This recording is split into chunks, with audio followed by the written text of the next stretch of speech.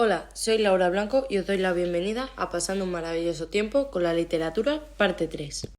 Hoy vamos a ver la literatura del modernismo y de la generación del 98 y vamos a tener en cuenta los tres apartados: el contexto social y cultural del siglo XX hasta el año 1936, el modernismo y la generación del 98.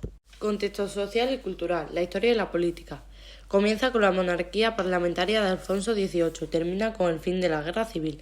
En este periodo, España se encuentra en un clima de derrota y el país pasa por una gran crisis política. Sociedad y pensamiento. La sociedad española está dominada por una oligarquía conservadora, tras ellos la pequeña burguesía y en último lugar la clase obrera. Aparte, la educación y la enseñanza progresa, intentan disminuir el analfabetismo. En el arte aparecen nuevas tendencias como el idealismo, las corrientes filosóficas y racionalistas, etc. Las letras españolas viven su edad de plata gracias a tres generaciones: la generación del 98, la generación del 14 o novecentismo y la generación del 27. El modernismo en 1880 se rebela contra los valores de la cultura burguesa y retoma aspectos del romanticismo. Los temas del modernismo son el hastio, la melancolía y la angustia, las pasiones, lo racional, etc., la evasión de la realidad, el cosmopolitismo y el amor, erotismo y sensualidad. En el lenguaje utiliza algunos recursos como el léxico elevado, la abundante adjetivación, la importancia de los sentidos y los recursos estilísticos caracterizados. Por último está la métrica, que persigue la musicalidad del verso, se recuperan los versos alejandrinos, dodecasílabos, etc. y se utiliza el uso del verso libre y de rimas agudas o esdrújulas. La generación del 98 está formada por un grupo de escritores que poseen una formación intelectual semejante y comparten su preocupación y pesimismo ante la decadencia de España. En los temas propios de la generación del 98 están las preocupaciones existenciales y religiosas.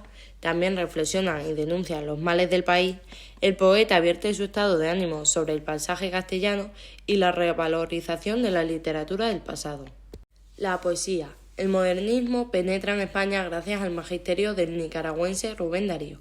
Sus libros más destacados son estos: Azul, Prosas profanas y Cantos de vida y esperanza. La poesía es para Antonio Machado el diálogo del hombre con su tiempo. Sus principales obras son Soledades, Galerías y otros poemas, En campos de Castilla y Nuevas canciones. La obra de Juan Ramón Jiménez está orientada hacia la búsqueda de la belleza, de la eternidad y del conocimiento. El propio autor estableció tres periodos en su producción: la etapa sensitiva, la etapa intelectual y la etapa verdadera. La prosa. Pío Baroja escribió novelas, cuentos, ensayos, libros de viaje o biografías, donde se muestra amargamente crítico y decepcionado con la sociedad. Su tono es agrio y su prosa rápida y nerviosa, con tendencias a la frase corta y al párrafo breve. Unamuno vierte sus ideas filosóficas tanto en sus novelas como en sus ensayos. El problema de España en sentido de la vida humana vertebran toda su obra. Su voluntad de estilo, el subjetivismo, la precisión y la claridad, así como el empleo de palabras olvidadas, definen su narrativa. Estas son dos de sus novelas: La voluntad y Doña Inés. Ramón María del Valle Inclán es uno de los exponentes de la prosa modernista.